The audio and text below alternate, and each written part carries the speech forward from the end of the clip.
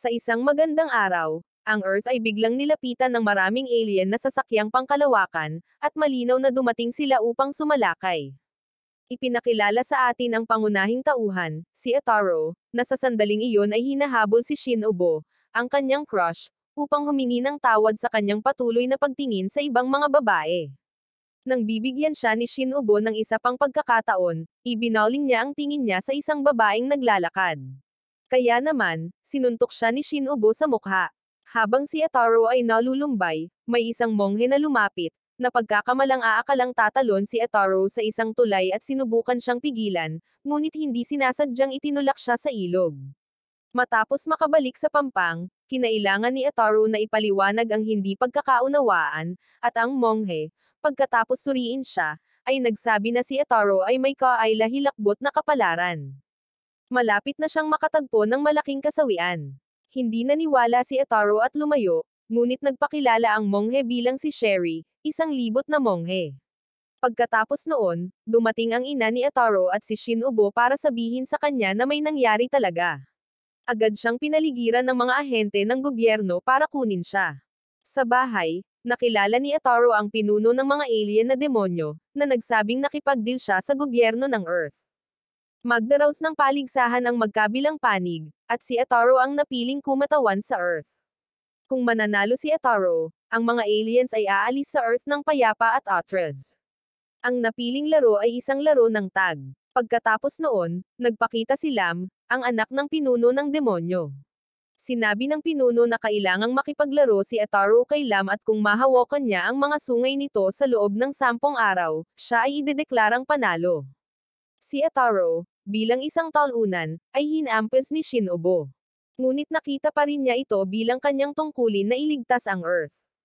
Kinabukasan, pumunta siya sa stadium para simulan ang paghabol kay Lam, at laking gulat niya nang madiskubre na kayang lumipad ni Lam, kaya imposibleng mahawakan siya.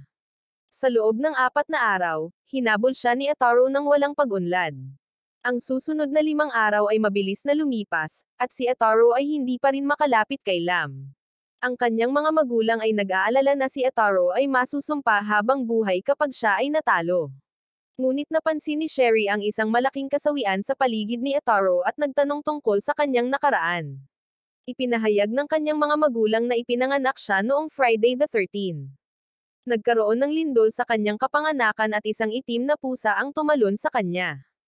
Ang mga kasawian ay tila sumalubong sa kanya sa simula pa lamang.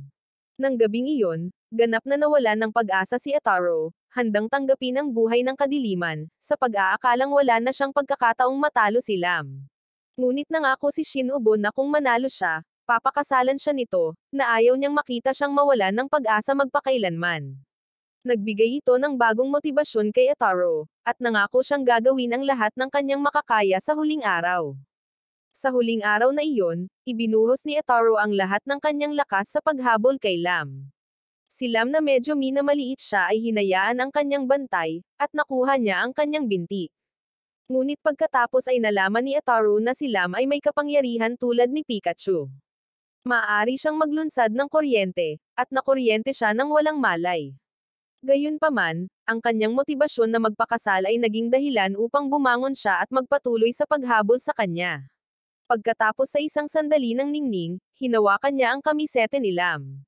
Nagalit siya at muling kinuryent siya. Ngunit ngayon ay may kalamangan si Ataro dahil kinailangan siyang habulin ni Lam upang maibalik ang kanyang kamiseta.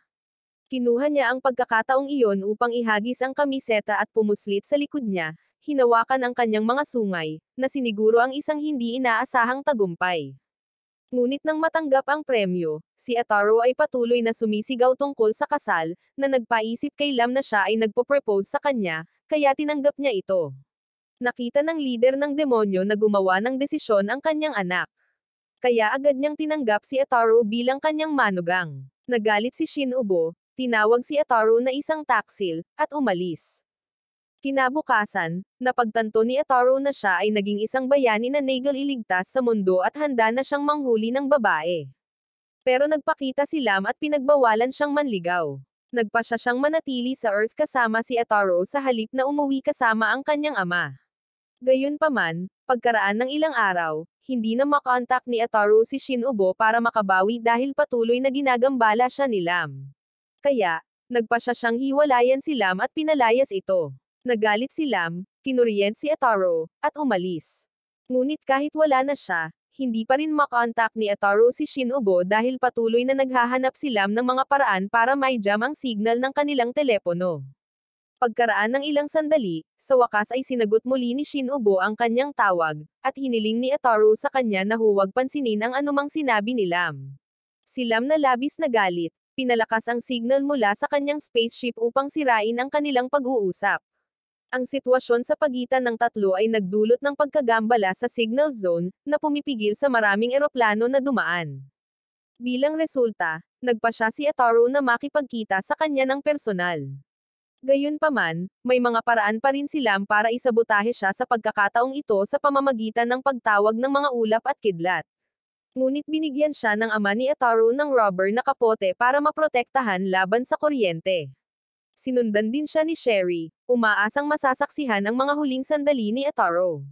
Ngunit ang kanyang presensya ay ginawa lamang ang mga bagay na mas mapanganib para kay Ataru. Kaya kinailangan ni Ataru na paalisin muna siya sa paningin. Lumakas ang kidlat ni Lam nang makita niyang hinahanap din ni Shinobu si Ataru, na nagdulot ng blackout sa buong lugar. Ngunit kahit na iyon ay hindi napigilan sina Ataru at Shinobu. Kaya pinababa ni Lam ang kanyang buong spaceship sa lupa. Nang sa wakas ay natagpuan ni Ataru at Shinobu ang isa't isa, malapit nang bumagsak ang spaceship. Matapos makumpirma na ligtas ang dalawa, hinanap muli ni Ataru si Shinobu. Ngunit niyakap siya ni Lam sa harap mismo ni Shinobu. Muli, naramdaman ni Shinobu na siya ay pinaglalaroan ni Ataru, hinampid siya, at umalis. Samantala, ang mga awtoridad ng lungsod ay pumunta sa bahay ni Ataru upang humingi ng kabayaran para sa mga pinsala ng bayan. Makalipas ang ilang araw, bumalik si Ataru sa paaralan, ngunit ang presensya nito ay nakakainis sa buong klase at sa guro dahil patuloy na nakakapit sa kanya si Lam.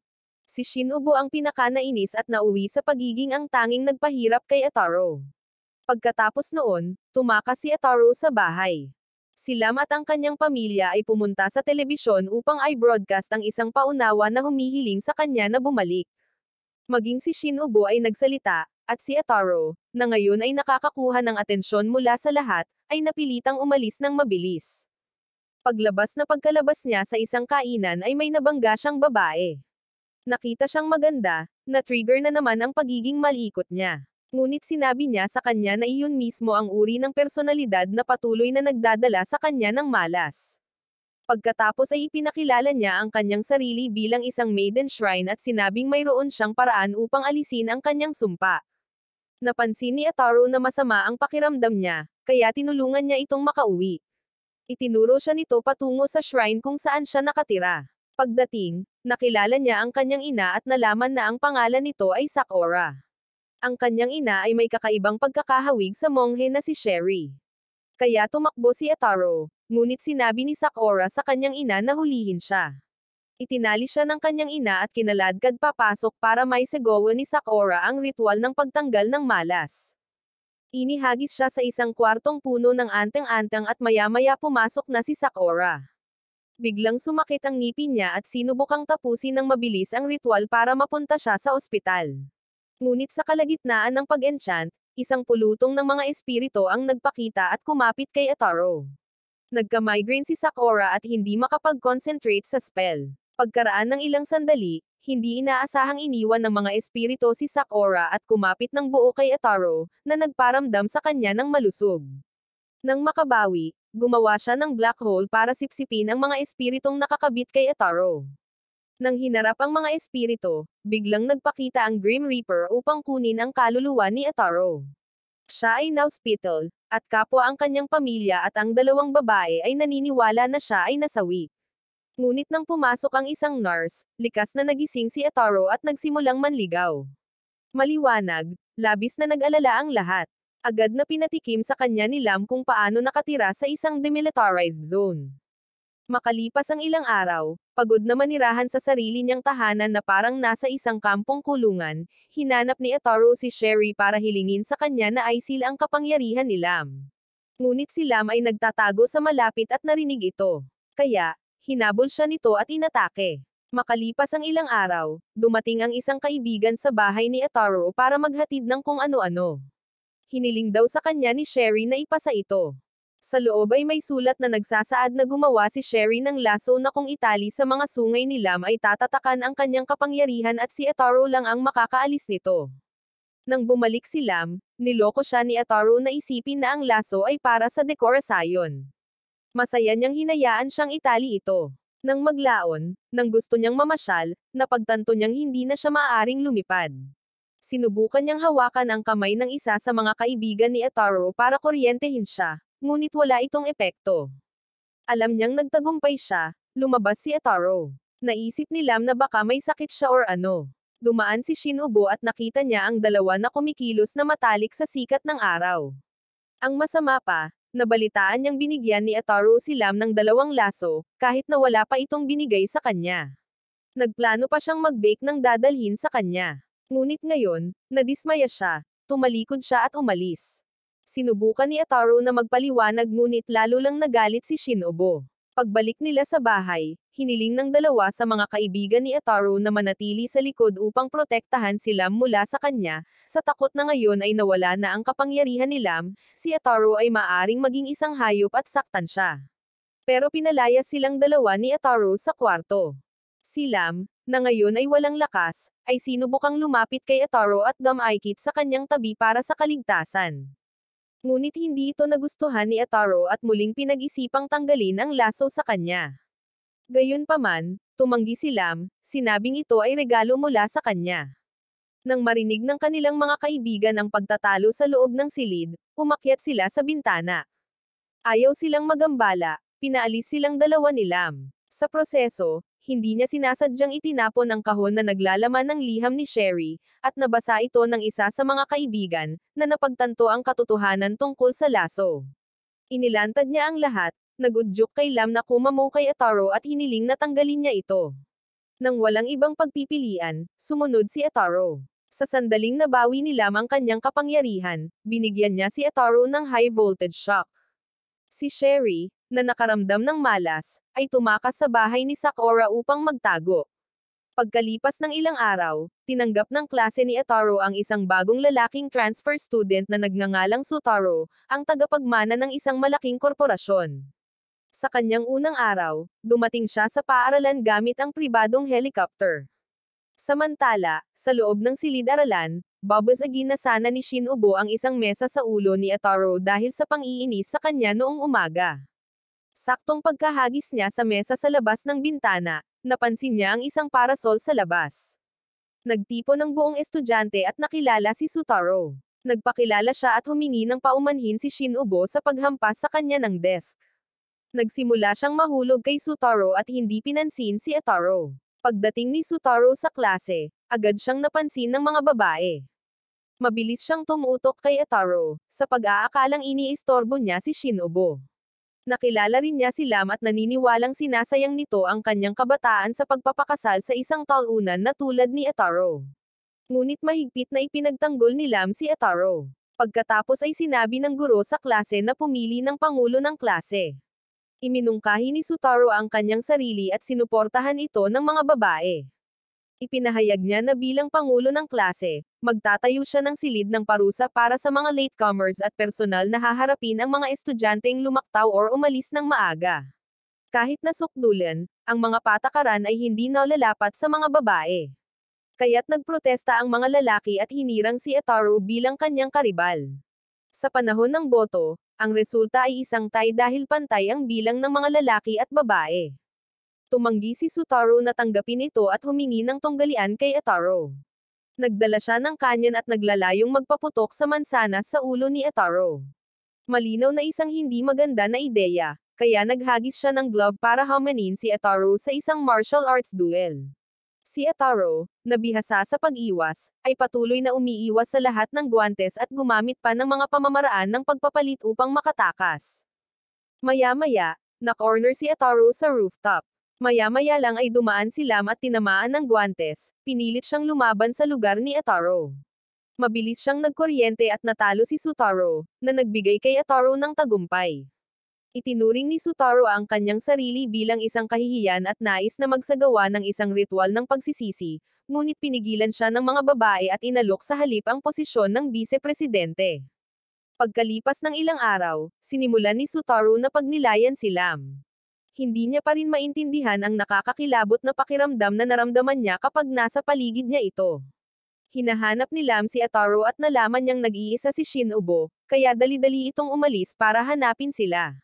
Tumakbo siya kay Sutaro at hindi nagtagal ay nahulog siya sa lugar kung saan nakatayo sina Ataro at Shinobu. Si Shinobu, na nakapin sa ilalim ni Sutaro, ay tuwang-tuwa at tumakbo kasama si Ataro na hinabol siya. Napagtanto ni Sutaro na maaaring nahulog siya kay Lam, kaya nabuo ang isang four-way love triangle. Kinabukasan, nag-organisa ang paaralan ng field trip para sa klase ni Ataro. Sa isang pahinga, inihayag ni Sutaro na mayroong isang kuweba sa malapit at inanyayahan si Lam na tuklasin ito. Kinaladkad niya si Ataro at hinailan niya si Shinobu kasama niya. Binalak ng dalawang lalaki na maghiwalay at makasama ang mga babaeng nagustuhan nila. Habang ang dalawang babae ay may parehong ideya na manatili sa mga nagustuhan nila. Sa loob ng kuweba, inoff ni Sutaro ang mga ilaw upang piliting mahati. Gayunpaman ang parehong mga babae ay napunta pa rin sa tamang tao. Nang maglaon, nang muling magkita ang grupo at humarap sa isa pang pagkakahati, muling inoff ni Sutaro ang mga ilaw, ngunit sa pagkakataong ito ang dalawang babae ay nauwi sa paghihiwalay sa dalawang lalaki. Nang mahiwalay sa mga babae, inihayag ni Sutaro ang kanyang tunay na ugali. Bilang isang taong natatakot sa dilim, patuloy siyang nakakapit sa binti ni Ataro hanggang sa matagpuan sila ng dalawang dalaga, at saka lang niya nabawi ang kanyang kumpiyansa. Sinubukan ito ni Ataro at napagtanto niyang nagpapakitang gilas lang si Sutaro sa harap ng mga babae. Gayunpaman, ang tunay na problema ngayon ay naliligaw sila at hindi alam ang daan palabas. Naubos ang baterya ng flashlight sa sandaling iyon. Kaya ginamit ni Lam ang kanyang kuryente upang sindihan ang buong lugar sa loob ng maikling sandali, ngunit hindi niya sinasadyang na-activate ang isang nakabaon na ship sa ilalim ng kuweba, na naging dahilan upang mag-drill ito ng isang butas diretso sa ibabaw at lumipad palayo. Napansin ng kanilang guro at ng klase ang grupo sa ibaba at sa kabutihang palad ay nailigtas sila. Sa isang araw, nagyaya ang grupo ni Ataro na maglaro ng tennis. Hindi nasiyahan si Sutaro dahil napunta si Lam sa team ni Ataro. Ayaw matalo ni Lam kay Shinobu, kaya lumipad siya at naghatid ng malakas na hampas. Samantala, sa isang bundok, isang grupo ng mga uwak ang nagdadala ng ilang uri ng kagamitan sa Earth. Sila ang naghulog ng makina na aksidenteng na-activate ni Lam sa kuweba noong nakaraan. Ang bola ng tennis ni Lam ay hindi inaasahang tumama sa ulo ng isa sa mga uwak, na naging sanhi ng pagkahulog ng aparato sa tennis court at tumama kay Sutaro. Nagulat si Ataro nang makitang nasa loob ng device ang isang magandang babae. Nagpakita ang mga uwak at sinubukang gisingin ang matanda na uwak, ngunit wala itong malay. Kaya, kinuha nila ang pagkakataon na pahirapan siya dahil sa pagsasamantala sa kanilang paggawa. Matapos magkamalay, napagtanto ng matanda na si Sutaro ang eksaktong uri ng lalaking nagustuhan ng kanilang prinsesa. Ipinaliwanag niya na siya at si Prinsesa Korama, na kasalukuyang nasa loob ng kapsula, ay mula sa isang planeta sa labas ng kalawakan. Wala ng mga lalaki ang kanilang planeta, kaya napilitan silang maglakbay dito para maghanap ng mga lalaki at iligtas ang kanilang mga lahi. Gusto noon ng mga uwak na ikis ni Sutaro ang prinsesa para magising siya, ngunit nahihiya siya, kaya sinubukan ni Ataro na gawin iyon. Natural na hindi iyon papayagan ni Lam at itinali si Ataro. Nang isagawa na ni Sutaro ang marangal na gawain, pinigilan siya ni Shinobu. Nagbigay iyon ng pagkakataon kay Ataro na makalaya at sumugod para ikis ang prinsesa. Gayunpaman, nang magising ang prinsesa, ang una niyang nakita ay si Sutaro, kaya inakala niyang ito ang kumis sa kanya. Nagpa siya ang mga uwak na ilihim ang katotohanan upang magkaroon ng matamis na panaginip ang prinsesa. Nang sinubukan ni Ataro na mag-claim ng kredito, nakuryente siya ni Lam sa langit. Makalipas ang ilang araw, dumating si Lam upang makita ang mga uwak, sa pag-aakalang nilayon nilang kunin si Ataro.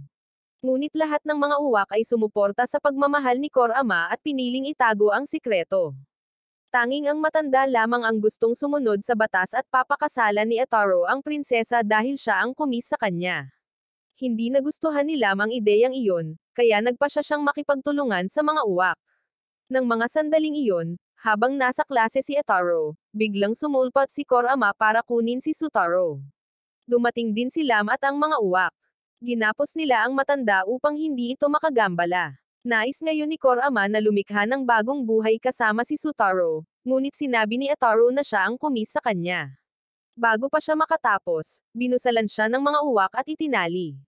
Pagkatapos ay ipinaliwanag ng mga uwak ang sitwasyon kay Sutaro at sinabi sa kanya na kailangan lang niyang matulog kasama ang prinsesa para sa isang gabi, kung magdadalawang isip siya, baka samantalahin muli ni Ataro ang pagkakataon.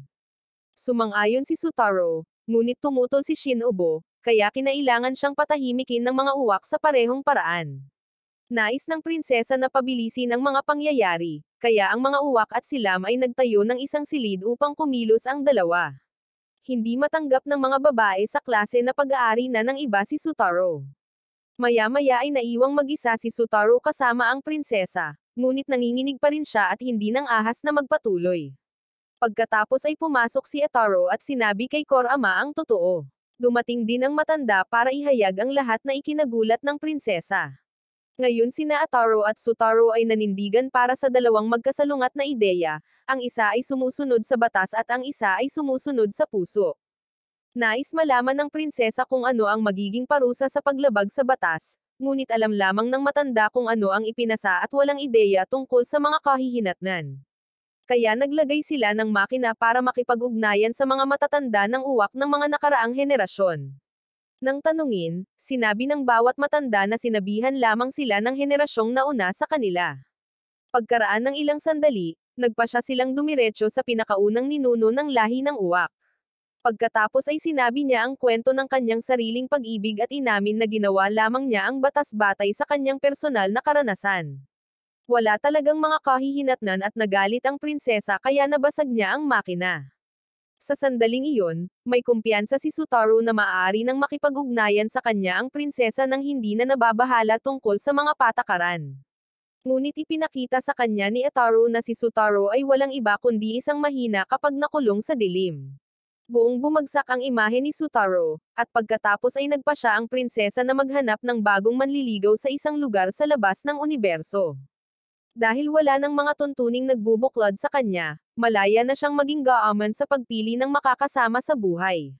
Makalipas ang ilang araw, biglang nakita ni Ataro si Sherry na nag-iihon ng isda sa gate ng school, kaya tinanong niya kung ano ang ginagawa niya doon. Sinabi ni Sherry na may dinala siya doon, at sinabi sa kanya ng mga kaibigan ni Ataro na nakakuha ang paaralan ng bago at hindi kapani-pani walang magandang nurse. Sumugod si Ataro para tingnan siya, nagulat na lamang na si Sakura iyon. Nauna na sa kanya si Sutaro at nag-propose kay Sakura, dahilan para sumugod din ang iba pang mga lalaki para maglaban sa kamay nito. Siyempre, lahat sila nauwi sa hampas at pinalayas ni Sakura.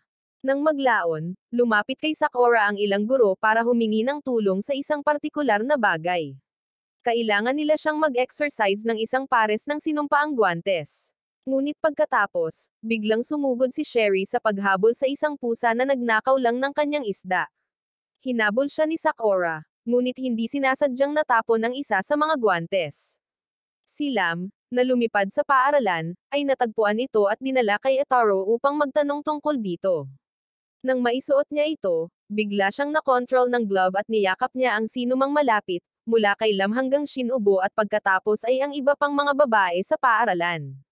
Inakusahan ni Sutaro si Ataro ng paggamit ng guwantes bilang dahilan upang bigyang katwiran ang kanyang malikot na pag-uugali. Pero ang guwantes ay napayakap din siya kay Sutaro. Si Sutaro ay nanginginig sa pagkasuklam dahil sa paghawak at inilabas ang kanyang espada, na hinihiling na bigyan si Ataro ng isang hampas. Kinailangan siyang itulak ni Ataro, at sa sandaling iyon ay dumating si Sakura at ipinaliwanag na ang guwantes ay isinumpa. Magagawa nitong yakapin ang nagsusuot ng sinuman, maging ang kanilang mga kaaway. Ang isa pang guwantes ay may kabaligtaran na epekto. Ang sinumang nagsuot nito ay magpapatumba sa lahat ng nasa hanay, kabilang ang mga kaibigan. Parehong guwantes ang suot ni Ataro. Niyakap niya si Lam gamit ang isang kamay habang ang isang kamay ay akmang aatake, ngunit pagkatapos ay ginamit niya ang kanyang sariling mukha upang tanggapin ang suntok at nagbigay iyon ng ideya kay Sakura. Nag-set up siya ng ring at inilagay sina Ataru at Lam sa loob para gawin ang anumang gusto nila. Kaya niyakap ni Ataru ang babae habang paulit-ulit na sinusuntok ang sarili sa mukha. Sa kalaunan, siya ay natamba, at ang mga guwantes ay tinanggal habang ang sumpa ay naalis. Pagkatapos, niyakap ni Ataru si Sakura at nagkunwaring kumokontrol pa rin sa kanya ang glove. Kaya, sinuot niya ito at pinalo siya. Pagkalipas ng ilang araw, nainggit ang mga lalaki sa klase ni Ataru na parami ng parami ang mga love letter mula sa mga babae na nakukuha ni Sutaro. Kaya naman, nakaisip sila ng plano para ibaba siya. Napagdesisyonan nilang magpeke ng love letter at ipadala kay Ataru, umaasang ito ay magiging sanhi ng pag-aagawan ng dalawa at pagbaba sa isa't isa. Matapos magsulat ng pekeng sulat, kinas pa nila ito at iniabot kay Ataru. Nang marinig ni Ataru na pinadalhan siya ng isang magandang babae ng love letter, natuwa siya at binasa ito ng malakas, pero puno ito ng pang-iinsulto kay Sutaro. Sinulyapan ni Sutaro ang sulat at, nang makitang parang bata ang sulat kamay, hindi siya makapaniwalang nag-e-exist talaga ang babaeng sumulat nito. Matapos mabalitaan ni Lam na nakatanggap ng love letter si Ataru, nagselos siya at tumalon sa mga bisig ni Sutaro para pagselusan si Ataru bilang kapalit. Ngunit buo ang suporta ni Ataru sa pagsasama ng dalawa. Pagkatapos ay nakipagpustahan sina Sutaro at Ataru kung totoo ba ang babaeng nagpadala ng sulat. Ang grupo ng mga lalaki na nagplano nito ay nagpasya na pumunta sa lahat ng paraan. Kaya kumuha sila ng isang babae para magkunwaring letter writer sa loob ng isang oras. Kinabukasan, nakatanggap si Ataru ng kahilingan sa pagpupulong at sabik siyang makilala ang kanyang secret admirer. Sinubukan pa rin siyang pasaylusan ni Lam sa pagsasabing sasama siya kay Sutaro, at sinuportahan pa rin ni Ataru ang dalawa. Pero ngayon nagpanik ang mga lalaki dahil nag-message sa kanila ang babaeng inupahan nila na sumasakit daw ang tiyan niya at hindi makakapunta. Narinig ni Lam ang lahat at nagpasya na hayaang mapahiya si Ataru kahit minsan. Nang hapong iyon, nagtipon si Ataru at ang mga lalaki sa lugar ng pagpupulong habang si Lam ay nananatili sa kanyang desisyon na huwag siyang tulungan. Naghintay sila ng halos isang oras, at sa wakas ay sinabi ni Sutaro na maghihintay na lang siya ng isa pang 15 minuto. Kung walang samipot, si Ataru ay ituturing na talo at kailangang isuko ang kanyang pwesto bilang class president sa kanya. At kung naging class president si Sutaro, alam na ng lahat ang mangyayari. Sa sandaling ito, hindi na kinaya ni Lam na makitang tinutukso si Ataru. Kaya't nagpasya siyang magpanggap na siya ang sumulat ng liham at nakipagkita sa kanya. Noong una, nang magkita sila, parehong natulala si Ataru at ang mga lalaki. Ngunit nang makilala ni Ataru si Lam, sinabihan niya itong sumabay na lang kung gusto niyang iligtas ang sarili. Sabay na umalis ang dalawa, at ipinaliwanag ni Lam ang lahat kay Ataru. Sa unang pagkakataon, napagtanto niya na si Lam ay palaging kaibig-ibig. Lilipad na sana pabalik si Lam, ngunit hinawakan ni Ataru ang kamay niya para magkasabay silang maglakad. Makalipas ang ilang araw, excited si Ataru na umuwi at kumain ng mainit na pagkain kasama ang kanyang pamilya. Ngunit pagdating niya sa kanyang silid, nagpalit na si Lam ng damit at sinabihan si Ataru na sumama sa kanyang bayan upang dumalo sa taunang pagdiriwang dahil naghanda na siya ng isang portal ng kalawakan doon. Pagdating pa lang nila sa bayan ng kanyang asawa, si Ataru ay nahadya sa isang labanan. Tila isang seryosong digmaan, ngunit sa katotohanan, ito ay isang kompetisyon lamang sa paghagis ng bola. Samantala, naghihintay sa bahay ang mga magulang ni Ataru para makakain siya ng hotpot. Ngunit nang hindi siya nagpakita, nag-alala sila na naligaw siya ng masasamang kaibigan. Napansin naman ni Ataru ang isang magandang babae at umakyat sa poste para subukang kausapin ito. Sinabi sa kanya ni Lam na ang babae ay si Tin, ang kanyang kababata, at hindi niya maaaring hayaang manligaw si Ataru sa kanyang kaibigan.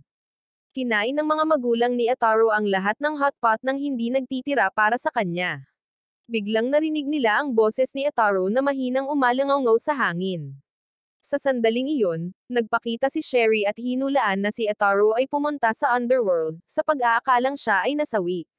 Naniwala ang kanyang mga magulang, lalo pat narinig na nila ang kanyang boses sa ere.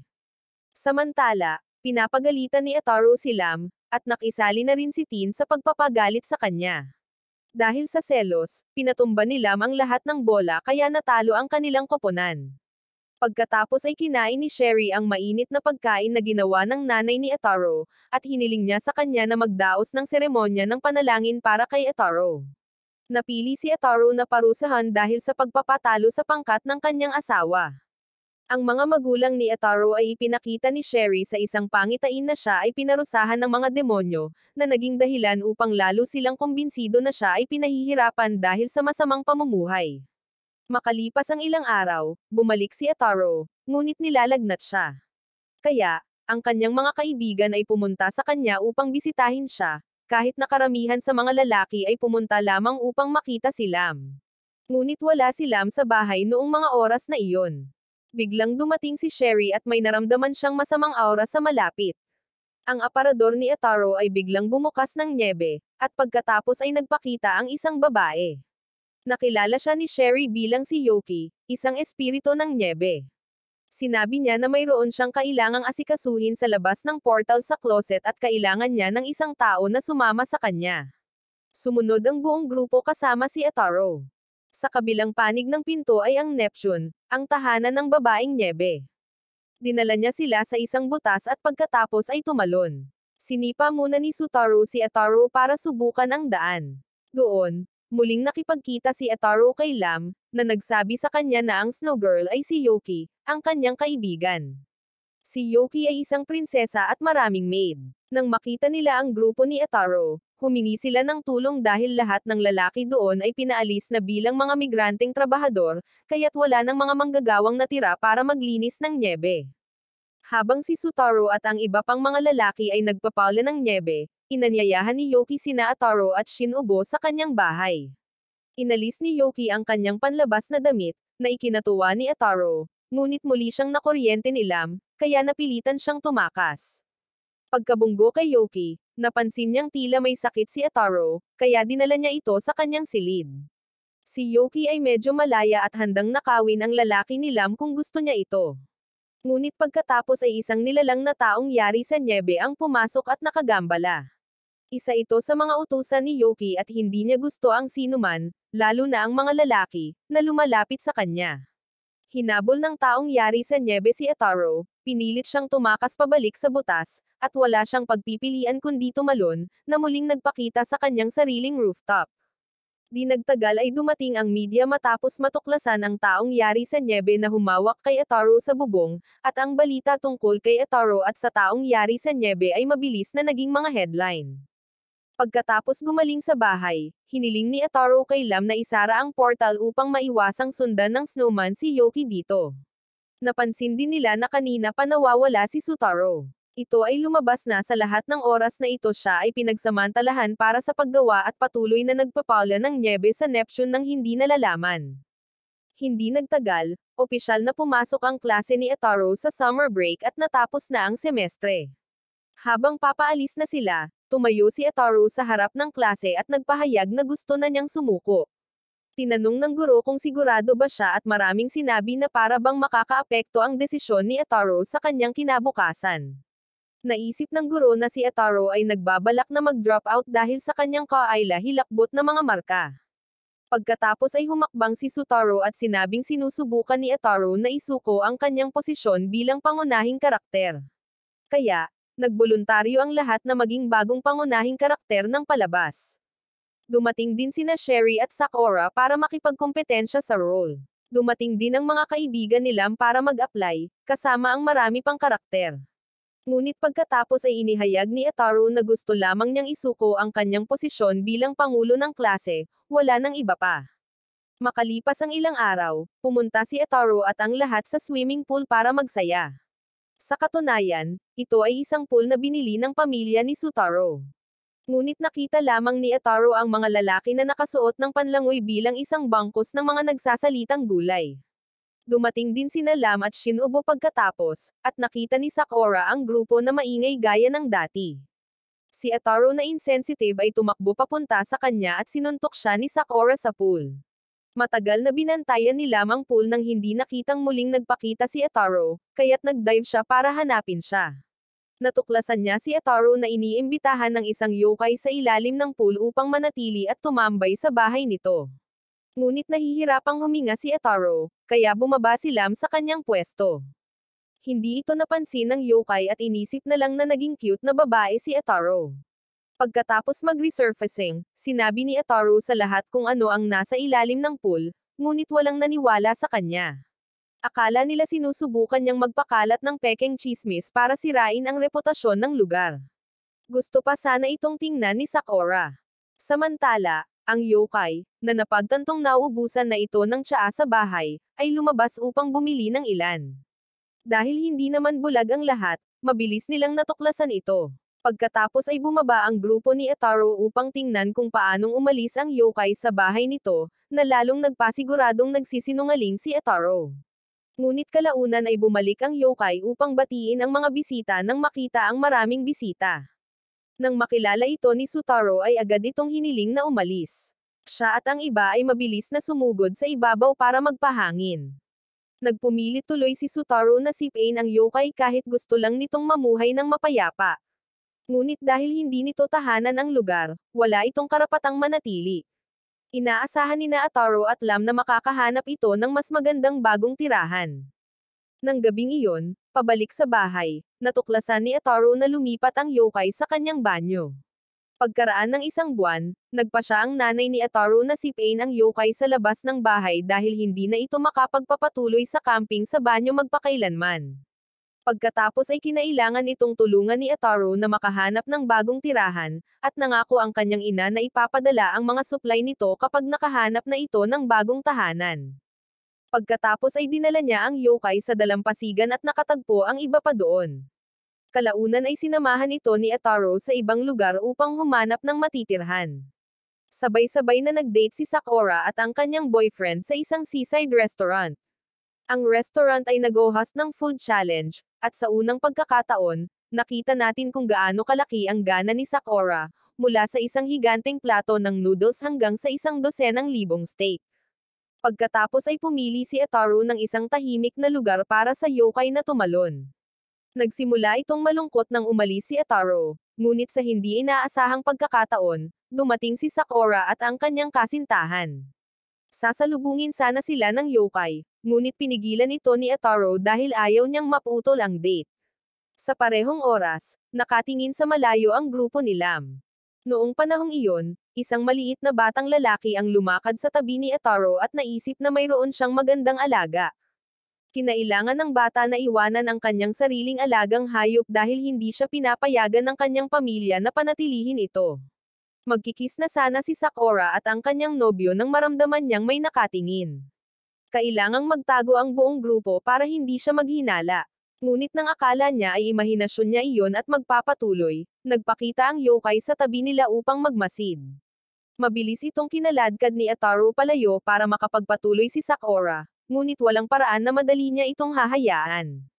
Samantala, hindi pa rin alam ng bata kung saan iiwan ang kanyang alaga. Pagkatapos ay umupo ang grupo ng yokai at Ataru sa dalampasigan para kumain. Habang kumakain, nagsimulang magreklamo ang yokai tungkol sa mga paghihirap nito upang magdulot ng pagkakasala sa grupo. Nakita sila ng bata at sana ay aalagaan nila ang kanyang alaga.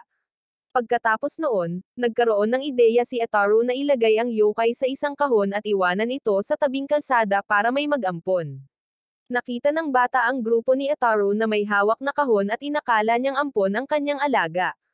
Ngunit pagkatapos ay nagbago ang kanyang isip at tumakbo pabalik upang kunin ang kahon. Napansin ni Shinobu ang kahon na napagtanto na nagkamali ang bata. Gayunpaman, nasa loob talaga ng kahon si Sherry, at napagtanto ng buong grupo na nakapulot lang sila ng isang katakot-takot na matandang lalaki. Maya-maya, nagpadala ang yokai ng larawan sa bahay ni Ataru upang ipaalam sa kanila na maayos itong namumuhay kasama ang batang umampun nito.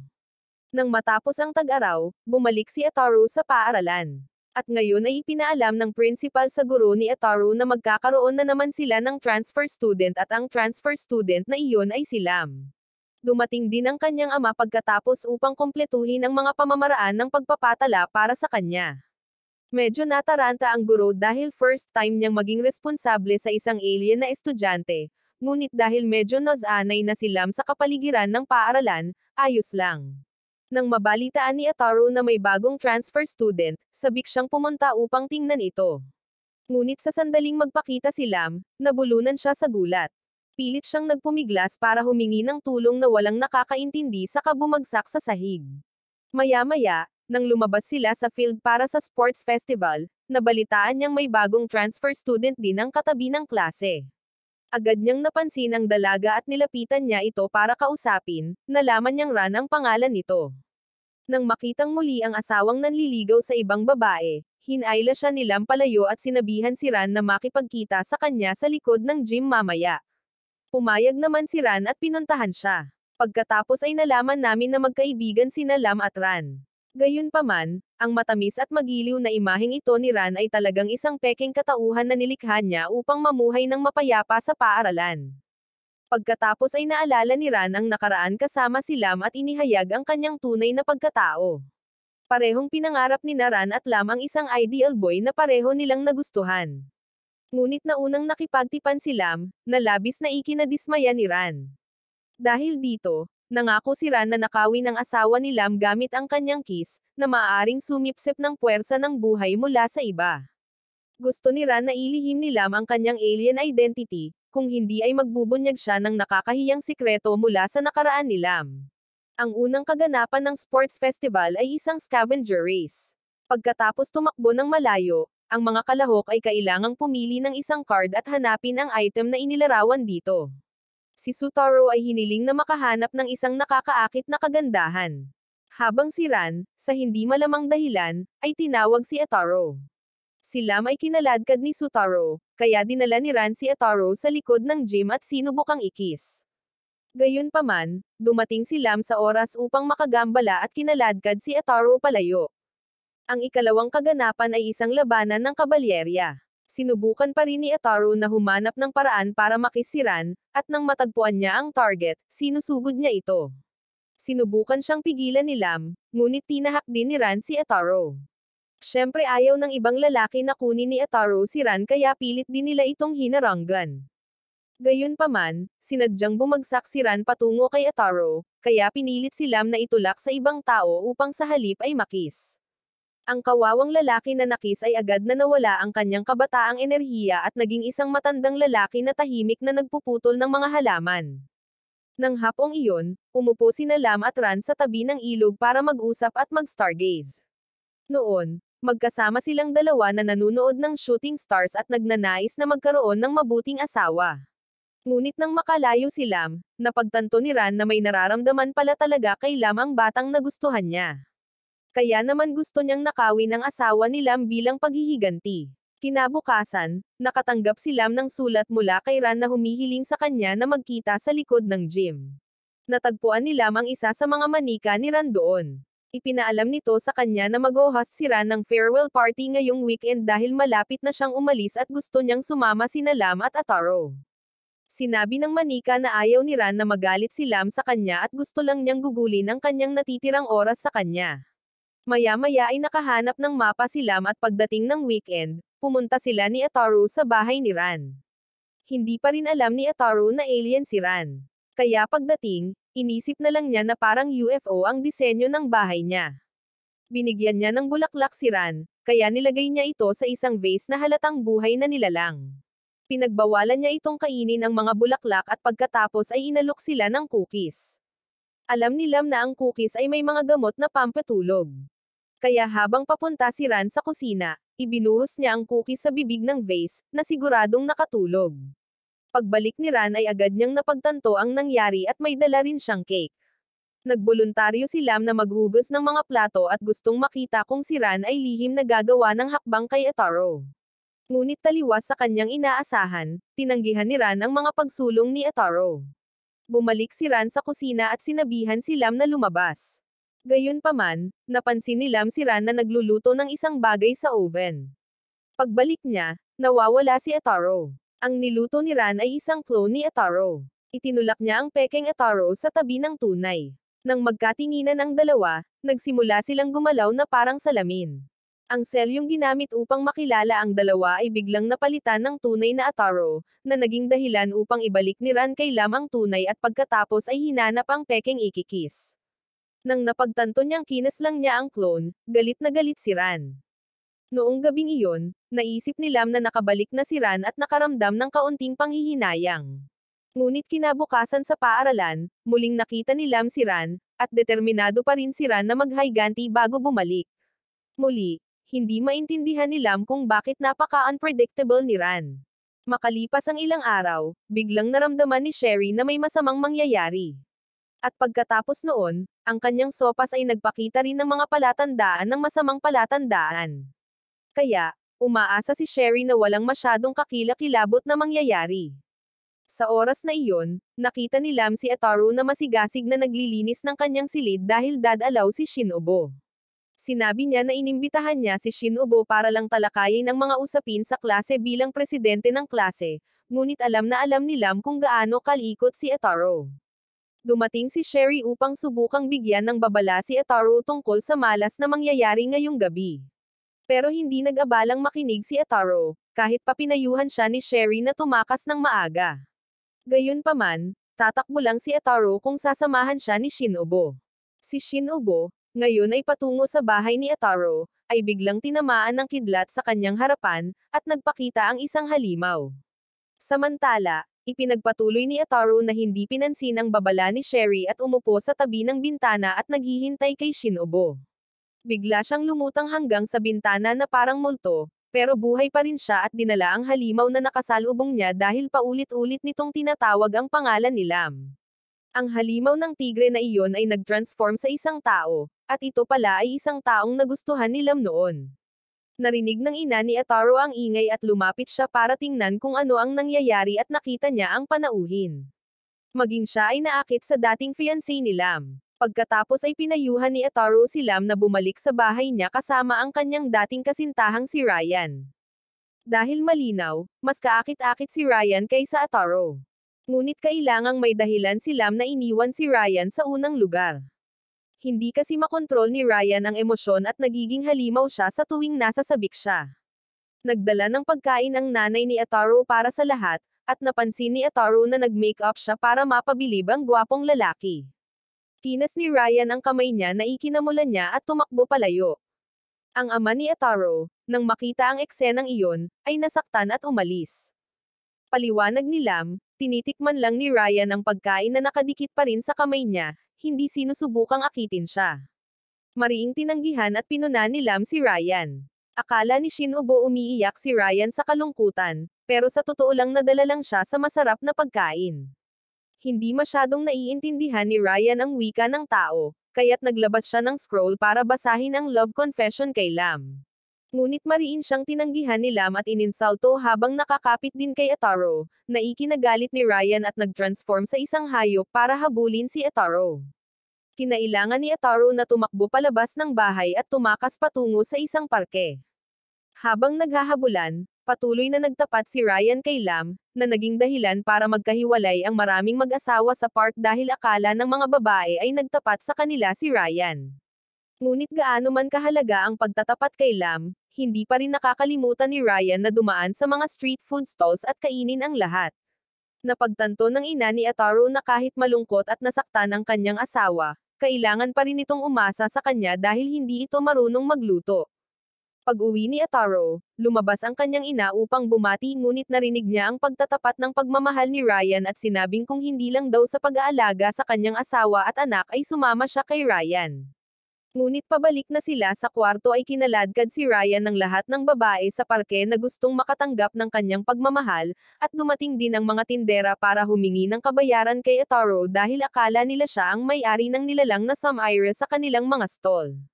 Kinabukasan sa klase ni Ataru sa panahon ng pag-aaral sa sarili, biglang sumulpat si Ryan upang muling manggulo, ngunit ang pangunahing layunin niya ay si Lam pa rin.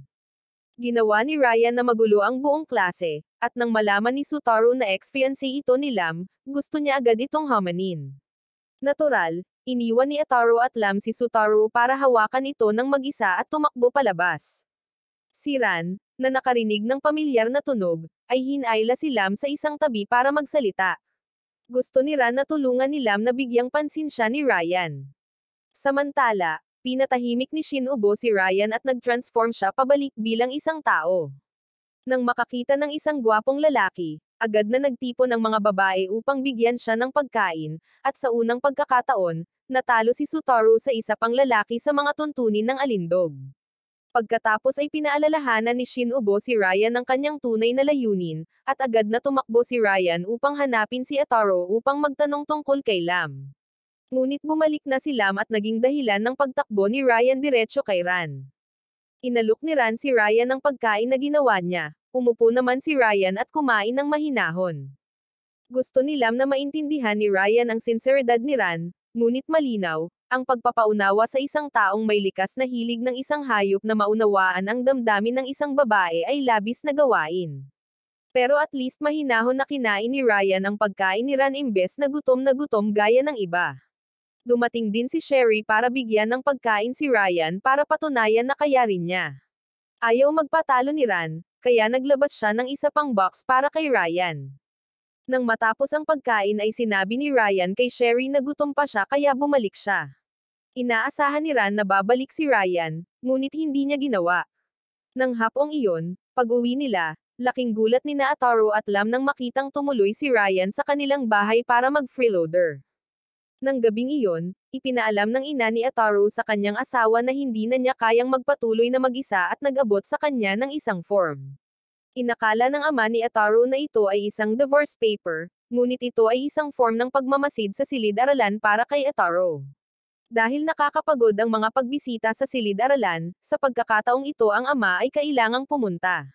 Samantala, sa isang lugar sa Kalawakan, natanggap din ng ina ni Lam ang classroom observation form, na kahit papaano ay naipadala sa kanya ng paaralan.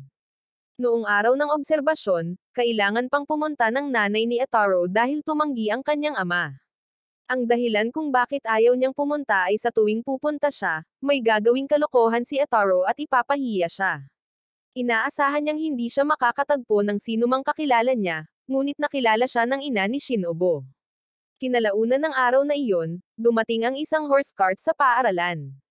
Sinabihan ng kawani ng paaralan ang mayordomo na huwag magdala ng mga hayop sa campus. Sinubukan ng mayordomo na ipaliwanag kung sino ang kanyang ginang, ngunit pagkatapos ay nagsimulang bumaba ang sasakyang pangkalawakan ng ina ni Lam, na lumikha ng isang malakas na kaguluhan. Dinurog ng spaceship ang cart ng kabayo, at nataranta ang butler, sa pag-aakalang nadurog ang kanyang ginang, ngunit ligtas siya. Lumabas ang ina ni Lam at napansin niya ang kanyang biyenan sa ibaba at pinuntahan siya upang batiin. Kahit na hindi niya naiintindihan ang wika ng tao, nakita ni Lam ang sitwasyon sa ibaba at lumipad pababa upang samahan ang kanyang ina.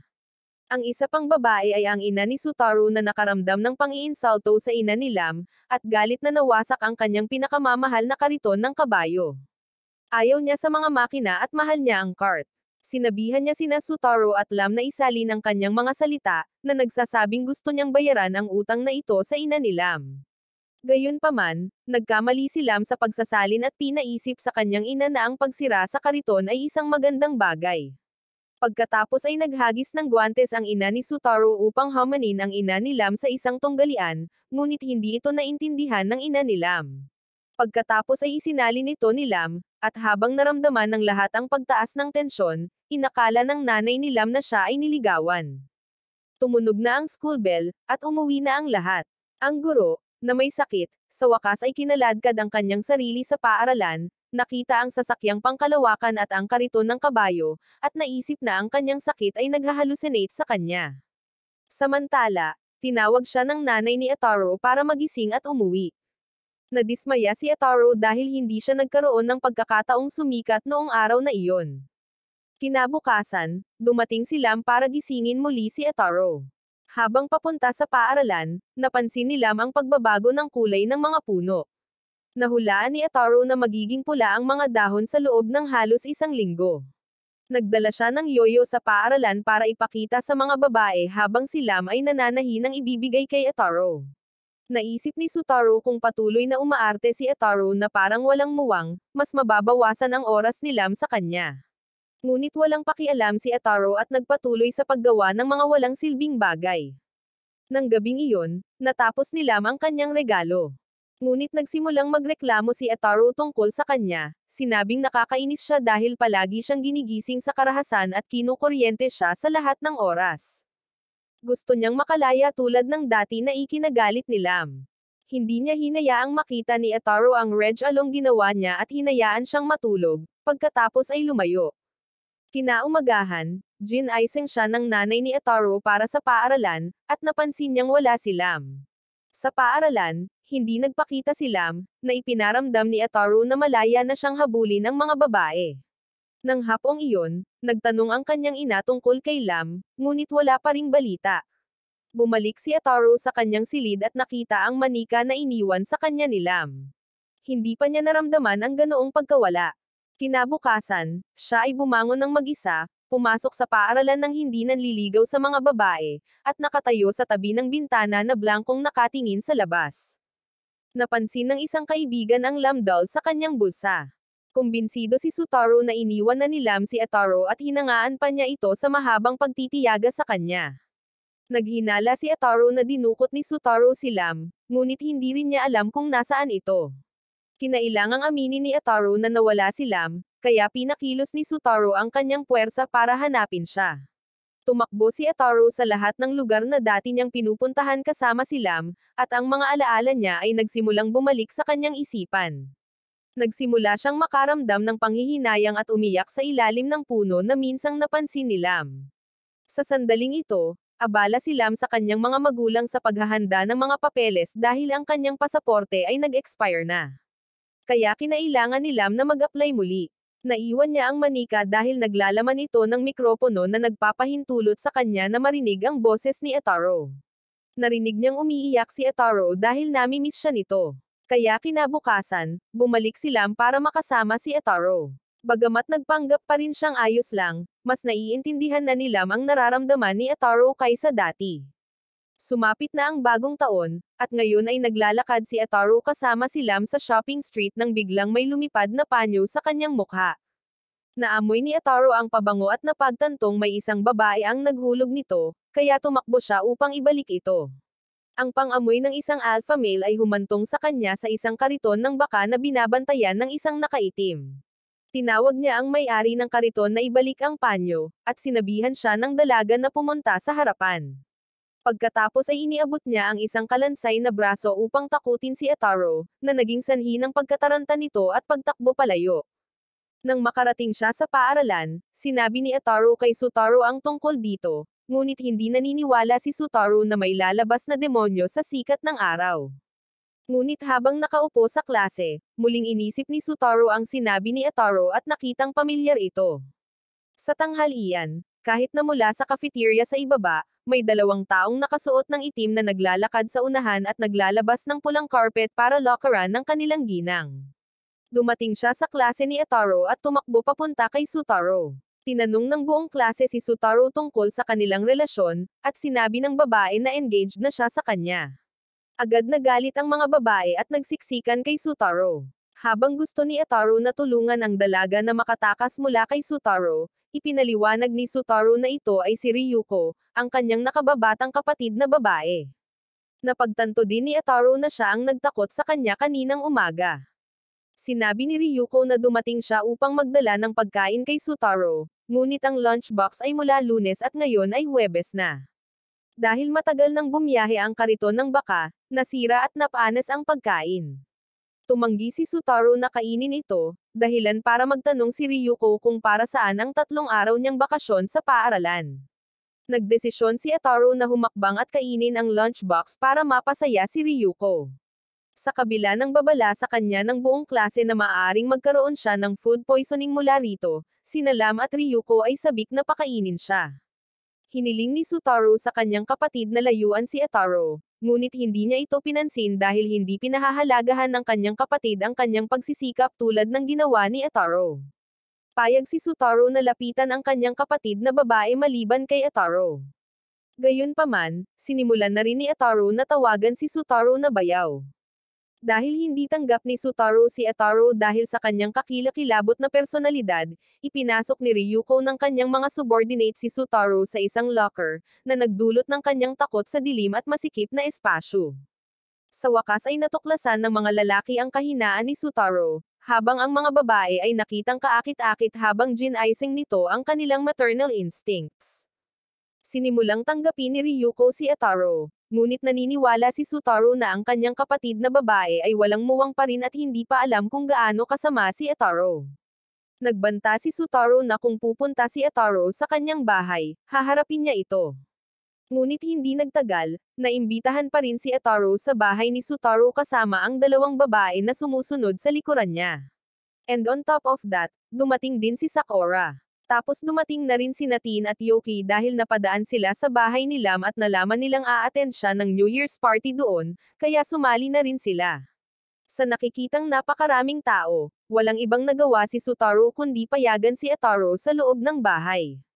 Ang bahay ni Sutaro ay may elevator sa harap ng bakuran para mas madaling makapasok ang mga katulong. Walang ideya si Sutaro kung ano ang susunod na mangyayari dahil si Ryuko ang namamahala sa pag-host ng New Year party ngayong taon. Pagkatapos ay gumamit si Ryuko ng loudspeaker para salubungin ang lahat at sinabihan silang pumasok dahil nakahanda na ang pagkain. Pagkapasok, nakita ng grupo ang mga palaso sa sahig at sinundan sila. Dinala sila sa isang silid at kinailangang maupo sa mga unan na kanilang pinili. Kaagad pagkatapos, nahulog si Natin at Ataru sa silid habang ang iba ay itinulak palabas. Si Natin at Ataru ay dinala ng isang conveyor belt sa ilalim sa ibang lugar, habang ang iba ay dinala sa isang hiwalay na lokasyon ng mga gwardya ni Ryuko. Pagkatapos ay ibinalik si Natin at Ataru sa front gate at kinailangang sundan muli ang itinakdang landas. Ngunit hindi nagustuhan ni Tin ang pagsunod sa mga patakaran. Kaya nagpunta siya sa tapat ng direksyon at nahuli siya, Tin Alien, at tinanggal sa laro ng mga gwardya. Pagkatapos ay nagpatuloy si Ataru at nakarating sa isang silid kasama sina Sutaro, Lam, at Shinobu. Dumating ang lolo ni Sutaro upang mag-alok ng tsaa, ngunit pagkatapos nilang inumin ito, ibinunyag niya na ang tsaa ay nilagyan ng paralytic na gamot. Si Lam lang ang hindi naapektuhan ng gamot at kay Ataru naman, parang sanay na siya. Kaya't nang makita niya si Ryuko na naglalakad, sinubukan pa rin niyang gumapang sa kanya, na nahulog sa koi pond at nahuli ng isang grupo ng mga tao na nakaitim na damit na pagkatapos ay binigyan siya ng pampalit na damit. Samantala, narating ni Lam ang isang silid kung saan niya natagpuan sina Ryan at Sakura, at silang tatlo ay nagkaroon ng paligsahan sa pagkain ng cake kung saan mabilis na naalis si Lam dahil hindi siya makakain ng kasing bilis ng dalawa. Sa ibang lugar, magkasama sina Sutaro at Shinobu at nakilala ang ama ni Sutaro na nagkulong kay Sutaro sa isang madilim na silid. Pero dahil kasama niya si Shinobu, hindi siya masyadong natakot. Nagawa ng dalawa na linlanggan at bitagin ang ama ni Sutaro sa madilim na silid upang sila ay magpatuloy. Napag-alaman na ang buong pamilya ni Sutaro ay naglalaro ng board game na ang mansyon mismo ang board at ang grupo ni Ataru ang game pieces. Napunta si Sutaro sa isang espasyo kung saan siya hahabulin ng isang halimaw. Kaya naman pinahirin siya ng mga bodyguard ng mga pinadalang pagkain para maakit si Ryan na habulin siya. Samantala, kailangang huminto si Lam at maghintay ng baka na tumawid sa kalsada. Kalaunan ay nakipagkita si Yoki kay Ataru at pareho silang nakatanggap ng mga sobra ng maswerteng pera ng bagong taon mula sa lolo ni Sutaro. Sa pag-aakalang ito ay pera, binuksan lamang nila ang mga ito upang makahanap ng dalawang panimbang na bakal. Iginiit ni Yoki na sa kultura ng Earth, ang maswerteng pera ay dapat naglalaman ng totoong pera. Bagamat sinabi ng lolo ni Sutaro na nagbibiro siya, hindi ito ikinatuwa ni Yoki dahil ang maswerteng pera ay talagang dapat na naglalaman ng pera. Maraming hamon ang hinarap ng grupo at nang malapit na silang maabot ang finish line sa pagtatapos ng araw, ginawan sila ni Ryuko ng panlilinlang sa pamamagitan ng paglulunsad kay Ataru, Sutaro, at Shinobu sa langit sa isang rocket na sumabog sa mga paputok, na nagtapos sa kaganapan ng walang tunay na nanalo. Hindi nagtagal, tuwang-tuwa ang mga magulang ni Ataru na makasama sila para subukan ang mga damit ng festival para kunan sila ng litrato. Masaya silang nagkaroon ng isang anak na babae, na ikinagalit ni Ataru at humingi ng tawad sa pamilya dahil hindi sila ang anak na gusto nila. Pagkatapos ay lumabas siya ng bahay sa pagkadismaya at natagpuan ang isang bata sa mailbox na dinala niya sa loob upang ipakita sa lahat. Nakilala siya ni Lam bilang pinsan niyang si Benji at nagulat siya na nakarating siya rito. Ipinaliwanag ng bata na hiniling niya sa post office na ipadala siya, kaya naman may mga marka pa rin siya ng selyo sa katawan. Pagkatapos ay pumunta ang grupo sa bahay ni Sakura para ipagdiwang ang bagong taon, at sumama si Benji. Agad siyang lumipad patungo kay Ataro at tinanong kung siya ba talaga ang nobyo ni Lam, sinabing hindi niya ito matatanggap. Nang makitang nainis siya kay Ataro, hinangahan siya ng apoy ni Benji. Sa pagdating sa bahay ni Sakura, madaling nakuha ni Benji ang pabor ni na Sakura at Shinobu, na nag-udyok kay Ataro na gayahin siya, na naging hindi maganda. Pagkatapos ay nagpakita si Ran, nagtatrabaho bilang isang shrine maiden, at agad siyang nakilala ni Benji. Sinubukan ni Ran na magpanggap na hindi niya kilala si Benji upang itago ang kanyang pagkakakilanlan, ngunit pinilit siya ni Lam, pinilit si Ran na magpahiwatig ng isa sa mga nakakahiyang sikreto ni Lam para tumahimik siya. Pagkatapos ay naglaro ang grupo ng isang laro ng baraha, ngunit patuloy itong ginagamit ni Ataro bilang dahilan para hawakan ang mga kamay ng mga babae, na naging sanhi ng pagluwa ng apoy ni Benji upang pigilan siyang kumilos sa kanyang mga intensyon. Kalaunan ay ipinakita ni Benji ang kanyang kakayahan sa paglipad at pinuri ng lahat maliban kay Ataro, na kinutya siya at muling niluwa ng apoy ang kanyang mukha. Nagpalamig sa tubig si Ataro nang lapitan siya ni Ran at nagpahayag ng pakikiramay, na sinasabing labis na inispoil ni Lam ang batang iyon. Sinubukan niyang samantalahin ang sandaling iyon at ikis si Ataro, ngunit muling nagbuga ng apoy si Benji para pigilan sila. Galit na galit, kumuha si Ataro ng kawali para habulin si Benji. Salamat sa kawali, nagawa niyang harangin ang apoy at dumiretso kay Benji, na pinilit na protektahan siya ni Lam. Nauwi sa paghagis ni Sakura si Ataro sa koi pond at pinagalitan siya ni Lam dahil sa pagiging isip bata at nakikipag-away sa bata. Gayunpaman, dahan-daang nagsimulang maakit si Benji kay Sakura. Kinabukasan, pabalik sa bahay ni Ataro, kinuha ni Benji ang kanyang study desk. Sinubukan pa rin siyang guluhin ni Ataro kahit na pinayuhan siya ni Lam na huwag makipag-away sa isang bata. Tinanong ni Lam si Benji kung ano ang ginagawa niya, at sumagot siya na nagsusulat siya ng liham. Matapos hilingin kay Lam na isalin ito, nalaman ng dalawa na gusto ni Benji na magsulat ng love letter para magtapat kay Sakura. Nag-alok si Ataro na maging love advisor ni Benji dahil magaling siya sa romance stuff. Pero sa totoo lang, sineset up niya si Benji. Nang makauwi si Sakura at sa hindi inaasahang pagkakataon ay natanggap niya ang sulat, binasa niya ito at nakita niyang puno ito ng malikot at maruming pananalita na parang liham ng pagdurusa. Nagpasya siyang makipagkita at hampasin ang sumulat nito. Sa tagpuan, nagulat si Ataro na nagpakita pa rin si Sakura, ngunit may plano ito at mabilis na tinulak si Benji na lumapit. Kakaiba, napatawad na ni Sakura si Benji dahil hindi niya napigil ang sakta ng isang bata. Pinlano pa nga ni Ataro ang buong pamamasyal ni Benji, at ang unang hinto ay ang couple cafe. Dahil hindi makapagdala ng bata si Sakura sa ganoong klaseng lugar, dinala niya si Benji sa ibang cafe. Napaluha si Benji dahil nakagawa siya ng mga plano na hindi nagustuhan ni Sakura, kaya nagpasya siyang sasama siya pagkatapos. Pagkatapos noon, nag-movie ang dalawa, pero ito pala ay medyo adult-themed film. Nang magsimulang umiyak muli si Benji pagkatapos niyang tumanggi, at ubiling pumayag si Sakura na sumama sa kanya, napagtanto lamang na ito ay isang medyo hindi maganda na pelikula, at mabilis na nainip at inaantok si Benji. Gayunpaman, itinaas ni Lam ang kanyang boses at inilantad ang mga ito, na humantong kay Sakura na matuklasan silang dalawa. Pinalayas niya sila sa teatro dahil sa hindi sapat na gulang upang manood ng nilalamang pang-adulto. Sa paghihinalang si Ataro ang nasa likod ng mga plano ni Benji sa buong araw, natiyak niyang ito ang kanyang pakana matapos na hindi sinasadyang ihayag ni Lam ang natitirang schedule ng magising si Benji. Nang gabing iyon, umupo si Benji at ipinagtapat ang kanyang nararamdaman kay Sakura. Pero napansin ni Ataro na may suot siyang singsing, ibig sabihin ay may nag-propose na sa kanya. Napagtanto ni Benji na siya ay tinanggihan, ngunit sa halip na tanggapin, sinisi niya si Ataro at hinangahan siya ng apoy. Maya-maya, nagpulong ang mga guro at nagsimulang mag-imbestiga sa mga eatery na madalas na binibisita ng mga estudyante. Narinig ito ng isang mag-aaral at tumakbo para sabihin sa buong klase na maglulunsad ang mga guro ng Anti-Snacking Enforcement Week. Siyempre, tumanggi si Ataru at ang iba pang klase na tanggapin ang gayong diktadura at piniling magrebelde. Kinabukasan, bago ang pahinga ng tanghalian, ang mga guro at mag-aaral ay handa ng makipagdigma. Tumunog ang bell at agad na nagsitakbuhan ang mga estudyante patungo sa gate ng paaralan na parang tumatawid sa isang hangganan. Ngunit si Sutaro at ilang iba pa ay pumanig sa mga guro upang kontrahin ang kampanya ng mga estudyante. Gayunpaman, ang maliit na bilang ay hindi maaaring pigilan ang lahat ng mga mag-aaral. Si Ataru at ilang iba pa ay umakyat sa pader upang makatakas. Sumunod na dumating ang pangalawang balakid.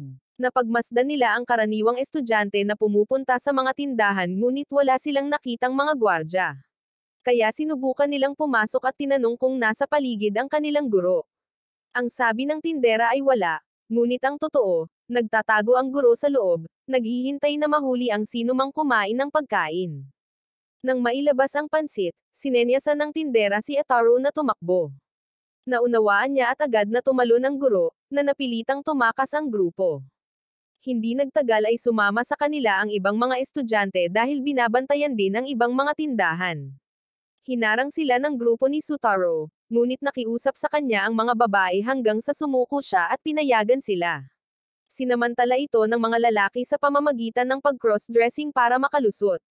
Nakarating ang buong grupo sa tindahan ng isang matandang babae, ngunit naroon na si Sakura at kinain na ang lahat ng pagkain. Ipinagpatuloy ng guro ang paghabol, ngunit hindi nagtagal ay inaresto siya ng isang detective na tumawag sa pulisya, na pinaghihinalaang siya ay nang-iipit sa mga estudyante.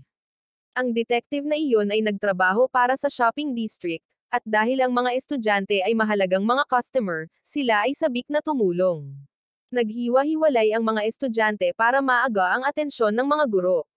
Ang grupo ni Ataru ay pinamunuan ng isang may-ari ng tindahan sa likod ng pinto kung saan nakagapos na ang isang guro.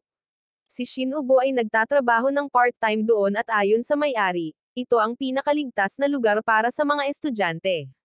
Pagkatapos ay umorder si Lam ng sobrang maanghang na cake at nang magsimulang manligaw si Ataru kay Shinobu, isinubo niya ang buong maanghang na cake sa bibig nito. Nataranta, napatakbo si Ataru. Nakita ng grupo ni Sutaro si Ataru na tumatakbo at tumakas sa kabilang direksyon.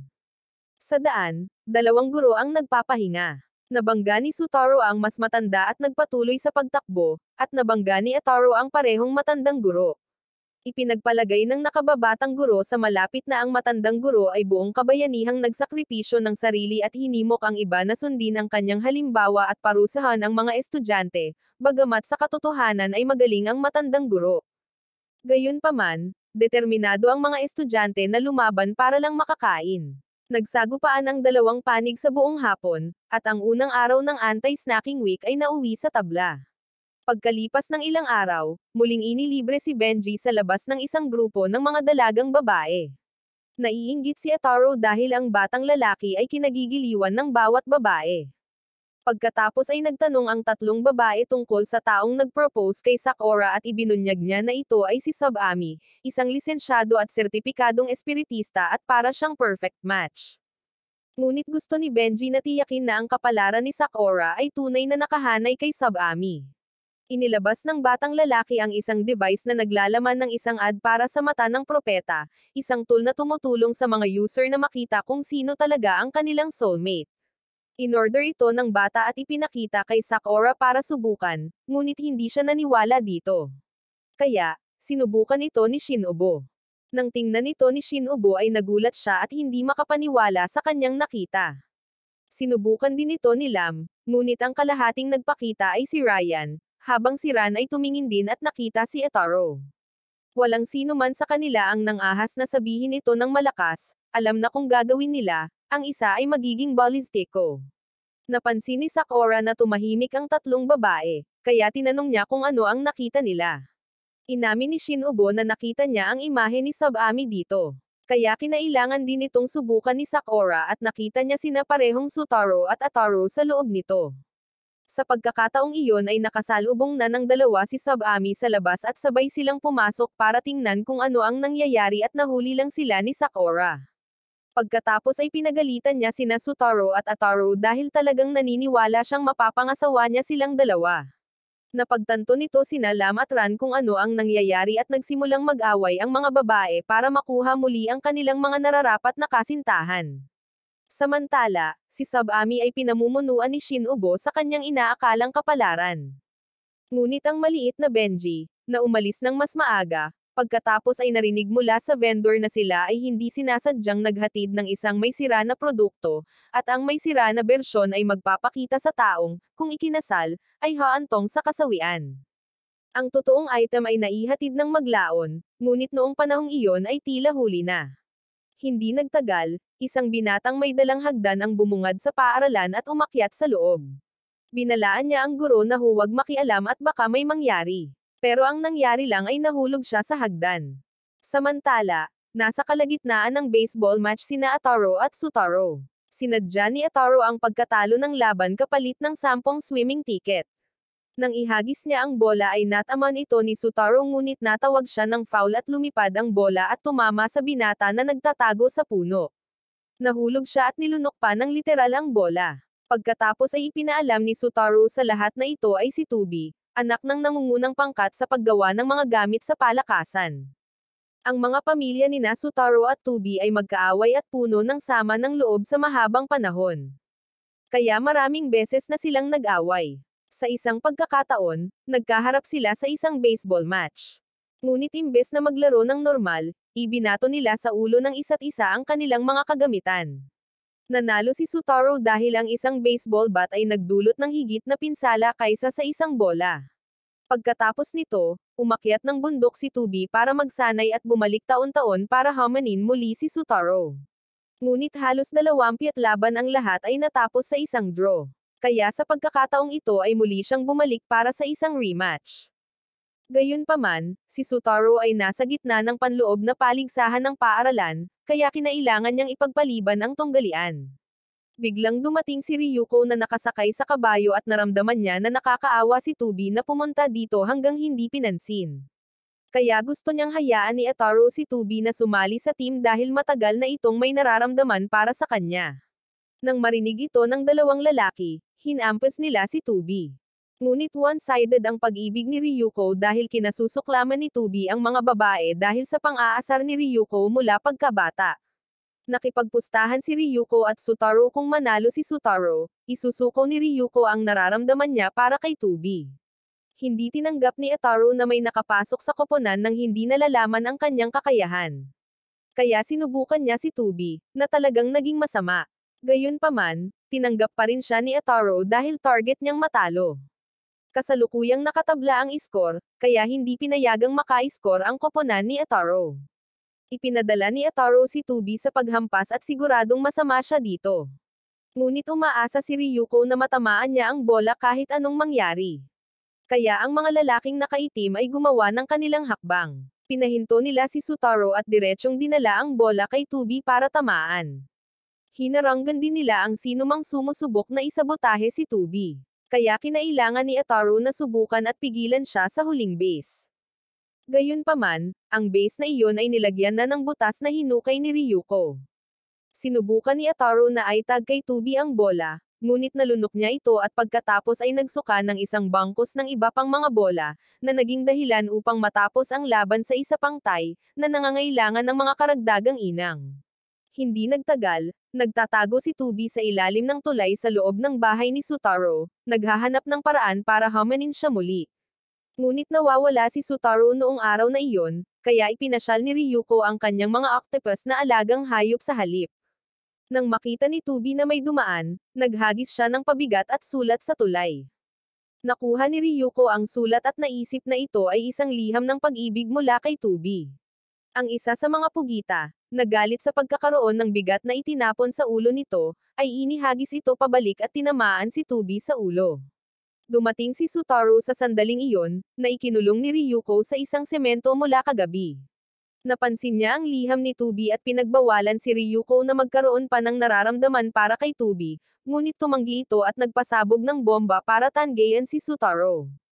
Nagpapahinga si Etaro at ang kanyang pamilya sa linggo nang tumawag si Ryuko kay Etaro para humingi ng tulong habang hinahabol siya ng kanyang kapatid. Pumayag si Etaro at dinala habang hinabol sila ni Lam at nakakita ng sulat sa lupa na nagpahayag ng lokasyon kung saan niya mahahanap si Etaro. Akala pa rin ni Etaro noong mga panahong iyon ay dinala siya para protektahan si Ryuko mula kay Sutaro. Samantala, si Lam ay dumating sa lugar ni Tubi at nakita siyang nahihirapan dahil ang hagdan ay natangay ng hangin, na iniwan siyang natigil.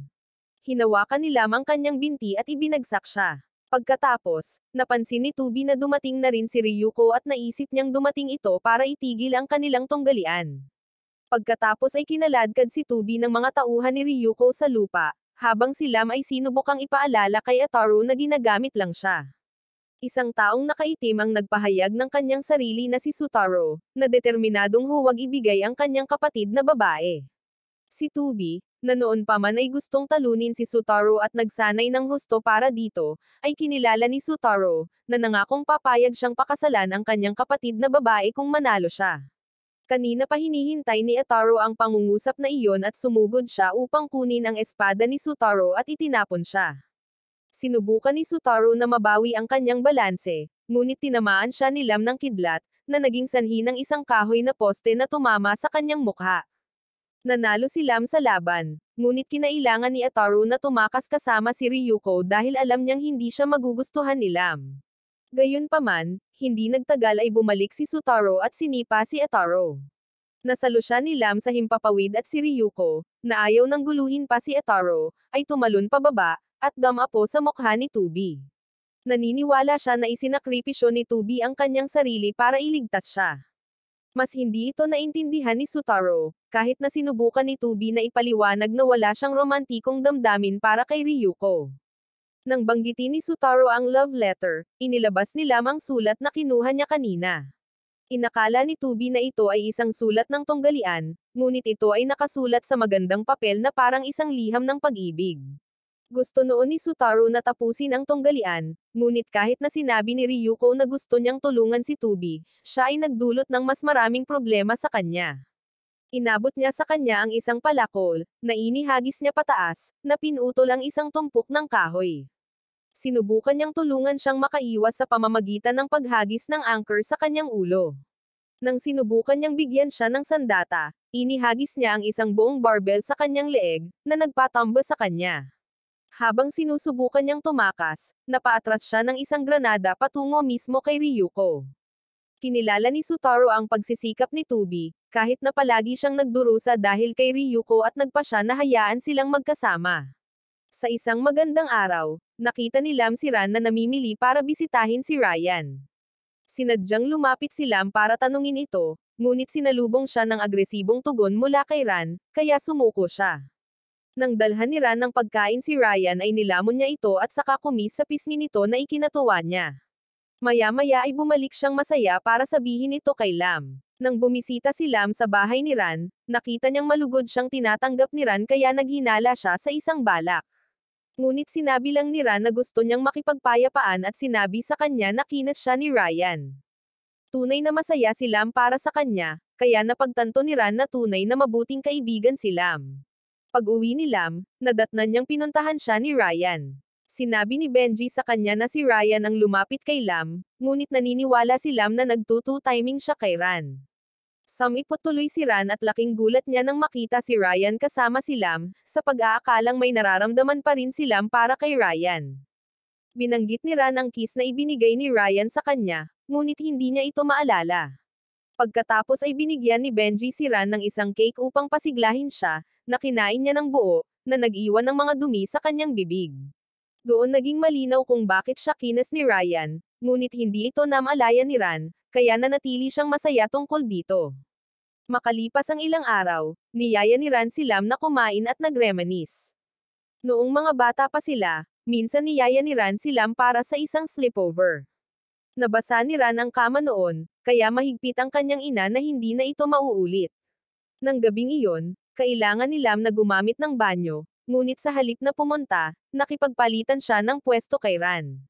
At kinaumagahan, napag-alitan na naman si Ran sa pagbabasa ng kama. Sinubukan niyang ipaliwanag na si Lam iyon, Ngunit itinanggi ito ni Lam. Kaya naman, napag-alitan pa si Ran. Nakonsensya si Lam at nangakong ibibigay kay Ran ang manika na nagustuhan niya sa susunod na dumating si Ran. Kinabukasan nang tumuloy si Ran sa bahay ni Lam, ginawa na naman ni Lam ang parehong bagay. Kinaumagahan nang dumating ang nanay ni Ran para sunduin siya, ang nanay ni Lam ay nagsasampi ng basang mga kumot sa labas, muling inilantad ang pangyayari, at muling pinagalitan si Ran. Pero at least tinupad ni Lam ang kanyang pangako at ibinigay kay Ran ang manika na pinakagusto niya. Hindi nagtagal, inanyayahan ni Lam si Ran na mang-asar ng mga aso, na sinasabi na kung sino ang matalo sa karera ay kailangang ilibre ang nanalo ng ice cream. Natakot si Ran dahil hindi siya makakalipad tulad ni Lam. Pero kinaladkad siya ni Lam sa ere habang hinahabol sila. Gayunpaman, bahagyang nagkamali si Lam sa direksyon ng paglipad, na naging sanhi ng pagbagsak ni Ran sa kanyang mukha sa isang bato. Nangako si Lam na ililibre niya si Ran ng ice cream, ngunit ng oras na upang magbayad, pinilit pa rin niyang hatiin ang bayarin dahil tumakbo si Ran sa likuran niya at natalo sa taya. May isa pang pagkakataon na pumunta si Lam sa bahay ni Ran para maglaro ng darts. Aksidenteng nataman ni Ran ang paboritong manika ng kanyang ina. Sinubukan ni Lam na sisihin siya, ngunit dahil ang kulay ng dart ay hindi mapalitan sa oras, naisip ng nanay ni Ran na pinilit ni Ran si Lam na sisihin. Naramdaman din ni Lam na siya mismo ang dahilan kung bakit naging masama si Ran ngayon. Kaya, nagpasya siyang pag-isipan ang kanyang mga aksyon. Ngunit nang siya ay aalis, nakalimutan niyang magbayad muli. Kaya, kinailangan pang magbayad ni Ran, na lalong ikinagalit niya kay Lam.